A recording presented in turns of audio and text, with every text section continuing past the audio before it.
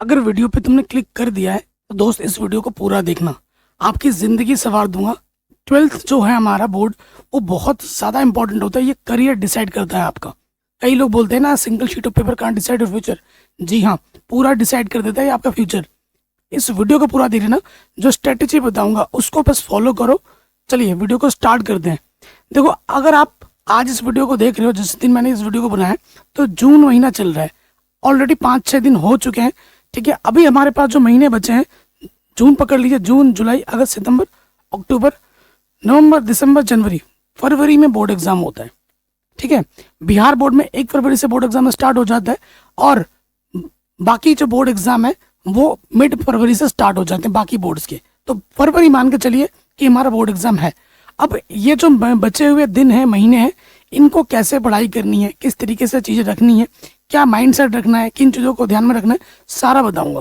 Please video को पूरा देखना, और वीडियो का डिस्क्रिप्शन चेक कर लेना, आप लोगों के लिए खजाना छोड़ रखा है। ठीक है, तो सबसे पहले ये चीज़ देखो मेरे भाई, आपके पास देखो, जब आप पढ़ने जा रहे हो, ठीक है, अभी आप पढ़ाई कर रहे हो, मान लो स्टार्ट कर रहे हो, तो सबसे पहले बात आएगी कि भैया सिलेबस कब तक खत्म करना चाहिए हमें। ठीक है, सबसे पहले बात आएगी सिलेबस की। ठीक है, सिलेबस कब खत्म करना चाहिए, तो ये नहीं कि आप भैया मेरे पास तो पूरा जनवरी तक का समय है। सिलेबस खत्म करना बड़ा टास्क नहीं है। टास्क हमारा यह है कि सिलेबस खत्म करने के बाद हमें 2 से 3 बार उसी चीज़ को रिवाइज करना है, हमें इंपॉर्टेंट क्वेश्चंस की तैयारी करनी है, क्वेश्चन बैंक लगाना है, PYQs लगाने हैं, मॉडल पेपर लगाने, ये सारा चीज़ हमें करना होगा। जब तब जाके हमारी एक सही तैयारी होती है, तब जाके हम टॉपर बन सकते हैं, तब हमारे 100 में से 100 हर विषय में आ सकते हैं। ठीक है, आप सोचोगे कि भैया पूरा समय लेके चलेंगे, ऐसा नहीं होता है।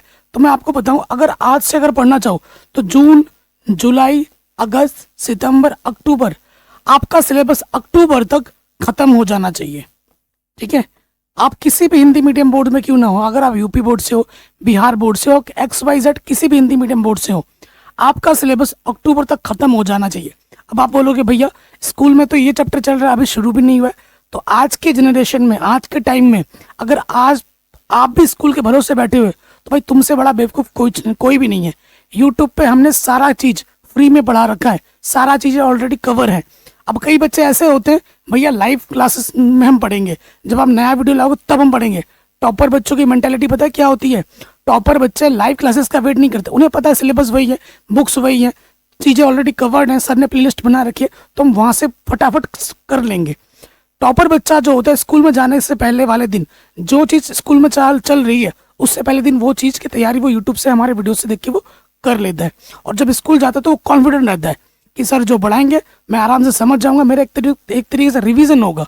ठीक है, अगर आप हमारी वीडियोस देखोगे ना, तो आपको कोचिंग की जरूरत तक नहीं पड़ेगी, ये मैं दावे के साथ कहता हूँ। तो अक्टूबर तक आप अपना सिलेबस खत्म कीजिए, क्योंकि आपको नवंबर, ठीक है, ये जो नवंबर महीना है, पूरा नवंबर और दिसंबर के आधा, ठीक है, 1.5 महीने आपको क्या करना है, जो भी आपने पढ़ाई की है NCERT से, ठीक है, आपको उस चीज़ को कम से कम 1 से 2 बार रिवीजन करना है। उसको 1-2 बार पूरा, फिर जो सिलेबस आपने तैयारी की है उसको रिवीजन करना है। क्योंकि बचे हुए 1.5 महीने में जो दिसंबर और जनवरी है, यहाँ पर हमें क्या करना है, क्वेश्चन बैंक की तैयारी करनी है, मॉडल पेपर लगाने हैं, ठीक है, विगत वर्षों के प्रश्न पत्र लगाने हैं।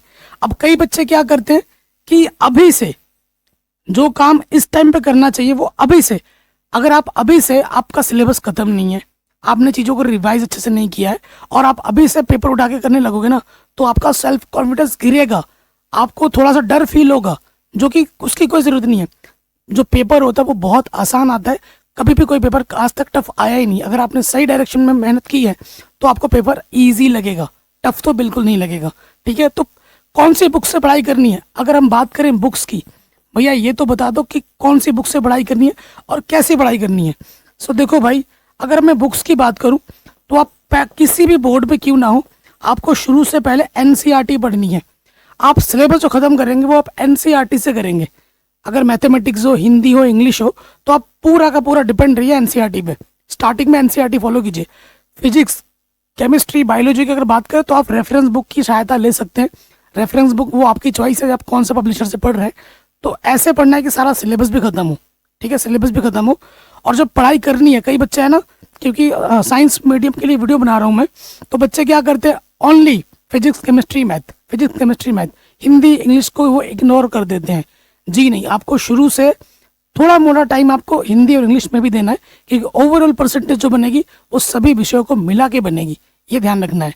ठीक है, तो पांचों विषयों को आपको इक्वल टाइम, इक्वल इंपॉर्टेंस देनी है।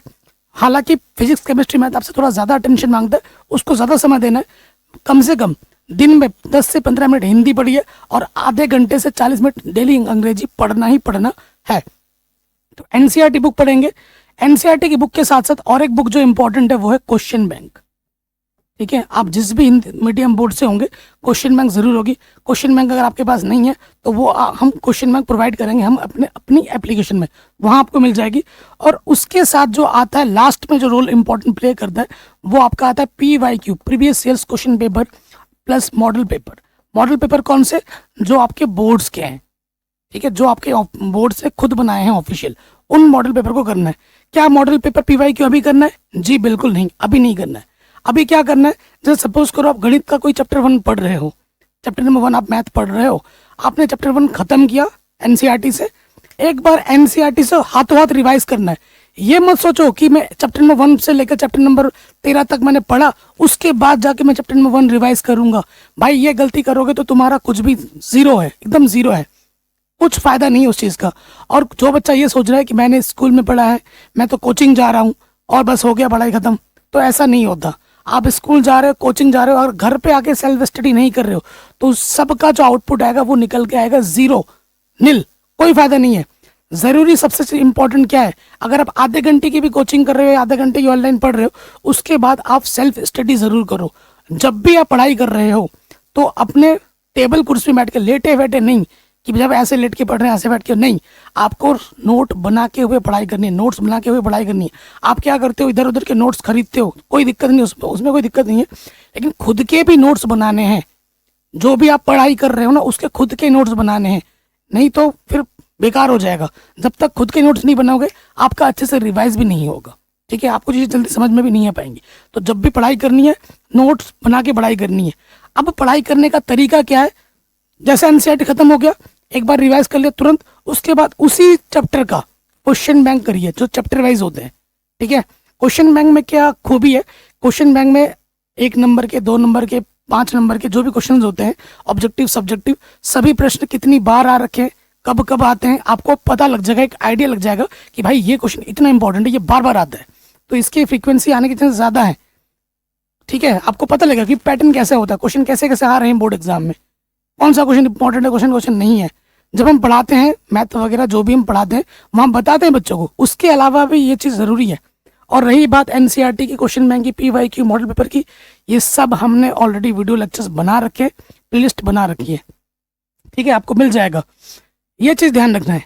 ठीक है, अब एक चीज़ ध्यान रखिए, जब आप पढ़ाई कर रहे हो ना, एक सिंपल रूल है, 7 दिन में जो भी आपने पहले पढ़ा है, पिछला पढ़ा है, वो एक बार रिवीजन होना चाहिए। सबसे मेन इंपॉर्टेंट पार्ट आता है आपका रिवीजन। जितना आप ज़्यादा कर पाओ उतना कम है, और जितना रिवाइज करोगे आपका जो सेल्फ कॉन्फिडेंस है उतना बढ़ेगा। और इसकी अहमियत कभी मत भूलना। कई बच्चे क्या करते हैं, टेस्ट नहीं देते हैं। आप टेस्ट ऑफलाइन दे रहे हो, बहुत अच्छी बात है, नहीं दे पा रहे हो, हमारे एप्लीकेशन के साथ जुड़ जाइए, हम टेस्ट भी आपका लेंगे और खुद कॉपी चेक करके मैं आपको बताऊंगा कहाँ गलती है, कितने गलती है, कितने नंबर आपके मिल रहे हैं, सारा टेस्ट। देखो, जो बिहार के बच्चे हैं, जो यहाँ वहाँ के बच्चे जो यूपीएससी की तैयारी करते हैं, जो भी कोई कॉम्पिटिटिव एग्जाम तैयारी करता है, तो वो मॉक टेस्ट देता है। टेस्ट देने से क्या होता है, जो आपका एग्जाम फियर है, जो एक डर बना रहता है, वो डर दूर होता है। टेस्ट जब आप देने जाते हो तो आप उस सब्जेक्ट की या उस चैप्टर की आप तैयारी करते हो, तैयारी करके जाते हो, एक रिवीजन होता है, तैयारी होती है। ठीक है, कुछ क्वेश्चन हो पाते हैं तो कुछ क्वेश्चन नहीं हो पाते। ठीक है, जो क्वेश्चन नहीं हो पाते वो आप घर पे आकर सोचते हो भाई ये क्यों नहीं हुआ, सर से पूछते हो, हमसे पूछते हो कि सर ये बता दो, हम कराते हैं, तो फिर वो आपको भी आ जाता है। तो जितना टेस्ट दोगे आप अपनी कमियों को दूर करोगे, अपना सेल्फ कॉन्फिडेंस इंक्रीज करोगे, एग्जाम का जो फियर होता है उससे दूर रहोगे, और जो टाइम मैनेजमेंट है वो करना सीखोगे एग्जाम में। कई बच्चे होते हैं जिनको सारा आता है, लेकिन एग्जाम में जाके उनको समय की कमी पड़ जाती है, क्योंकि उनका रिवीजन, उनका जो पहले का जो सेल्फ प्रैक्टिस है वो नहीं होता है। तो इन चीज़ों पे भी वर्क करना है हमें शुरू से। तो ये मत सोचो कि भाई आज टेस्ट है, आज क्लास नहीं जाऊंगा, आज कोचिंग नहीं जाऊंगा, ऐसा आपको ज़रूर देते रहना है। टेस्ट बच्चे आप लोग स्किप मत करना बिल्कुल भी। ठीक है, ये बहुत बड़ा इंपॉर्टेंट है। अगर आपको टॉपर बनना है ना, तो ये दो चीज़ तो आपको रेगुलर बेस पे करते रहना है, रेगुलर बेस पे। ठीक है, ये दो चीज़ आपके लिए रामबाण हथियार है। उसके बाद आती है, इन सब चीज़ों को ध्यान में रखना है। देखो, जो भी टॉपर बच्चा है, अगर उससे तुम पूछोगे भाई तुमने साल भर क्या किया, पढ़ाई तो अपनी जगह है, उसने ये ज़रूर बोलेगा कि मैं सोशल मीडिया से दूर था। ठीक है, जो भी डिस्ट्रैक्शन है उससे दूर था। अगर अभी आपके जो हार्मोन है ना वो पीक पे हैं, आपको गलत चीज़ें बहुत ज़्यादा अट्रैक्ट करेंगी, गंदी गंदी वीडियोस हो गई, गंदी गंदी आदतें हो गई, हर एक गंदी चीज़ आपको बहुत अट्रैक्ट करेंगी। ये हार्मोनल इम्बैलेंस के चलते होता है। तो इसको कंट्रोल में रखना है, अपने माइंड को कंट्रोल में रखना है, एक ही डायरेक्शन में रखना है। ठीक है, आपका गोल, अगर आप सोचोगे कि मुझे 60% लाना है, तो आप भाई 40-50 में आके अटक जाओगे। कहते हैं ना, पत्थर जितना दूर आप एम करोगे, आपका पत्थर उतना दूर जाके गिरेगा। ठीक है ना, आप 100 मीटर के एम करोगे तो भाई 95, 98, 90 प्लस में जाके गिरेगा। अगर आप सोच ही रहे हो 70%, तो आएगा 55, 60%। तो हमेशा टॉपर 100 में से 100 लाना है, इससे कम लाना नहीं है। ये माइंड के साथ पढ़ाई करनी है आपको। ठीक है, हर एक दिन, हर एक घंटा, हर एक सेकंड हमारे लिए कीमती है। ये आपको दिमाग में हमेशा रखना है। आज नहीं पढ़ता हूँ, अभी तो मेरे पास 2 महीने बाकी हैं, बोर्ड एग्जाम से पहले पढ़ लूंगा, अभी घूम लेता हूँ। तुम जिस भी दोस्त से पूछोगे वो हमेशा बोलेगा मैं नहीं पढ़ रहा हूँ, मैं तो एग्जाम से पहले पढ़ूंगा। वो हालांकि चुप चुप के पढ़ाई कर रहा है, तुम्हें नहीं बताएगा। आपका दोस्त जो है वो खुद चाहता है कि तुम फेल हो जाओ या तुम्हारे कम नंबर आए, उससे तो कम ही आए, उससे ज्यादा ना आए। ये हर एक दोस्त सोचता है, सोचता है कि नहीं सोचता है। तुम्हारा दोस्त तुमसे ज्यादा आगे बढ़ जाएगा तो तुम्हें जेलसी फील होगी।